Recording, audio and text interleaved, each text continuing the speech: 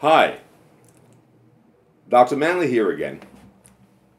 This week I want to talk to you about some of the exciting encounters we've had with parents of students who've attended New West Tech Academy. During this week we've had several meetings with parents who are enthused and so grateful to New West Tech for the work we've put into their kids' dreams. They're excited about the fact that we've been able to inspire so many. But also, this week I had an opportunity to really address some of the issues being faced by the young people of this generation.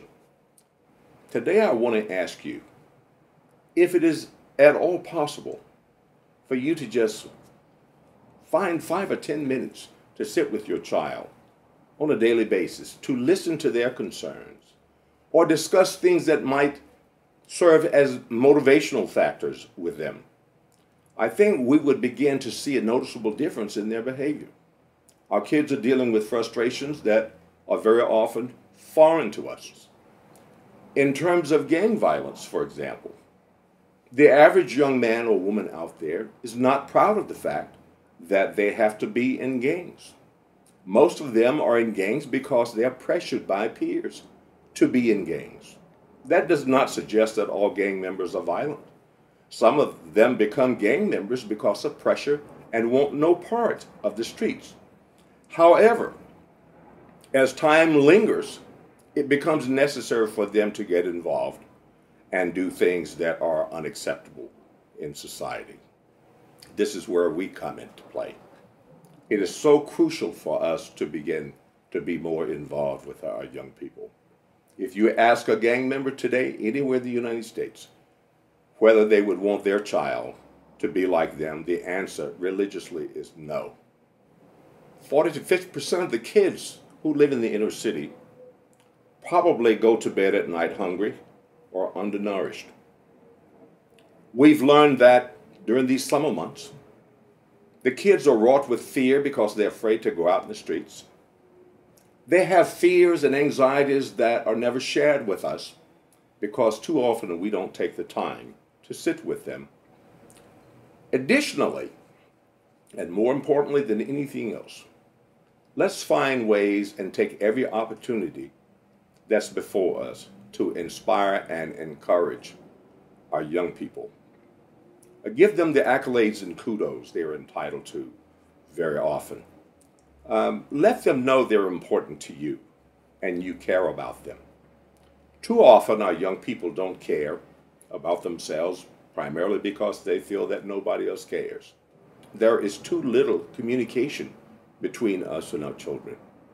I encourage you to step up to the plate just as I did 20 years ago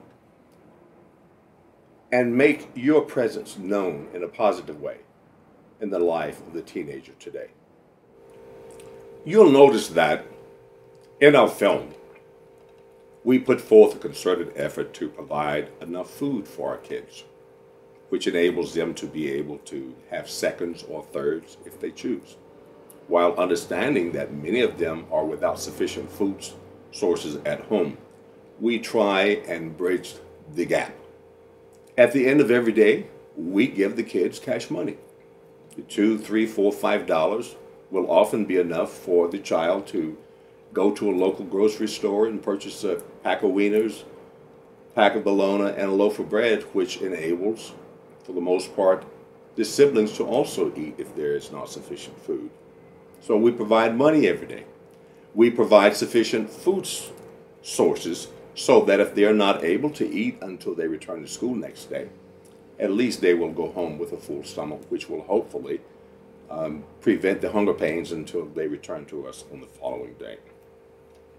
I encourage you to get your copy of To Whom Much Is Given, and you will be forever changed in terms of how you perceive our young people. They're crying out to us in the best way they know how, but we must become involved, just a little more involved in their lives. They're floundering and unmotivated. We must get involved in their lives now because they are America's future. And if we don't do something to rescue them, they may be lost forever. Thank you again. This has been Dr. Manley. See you next time.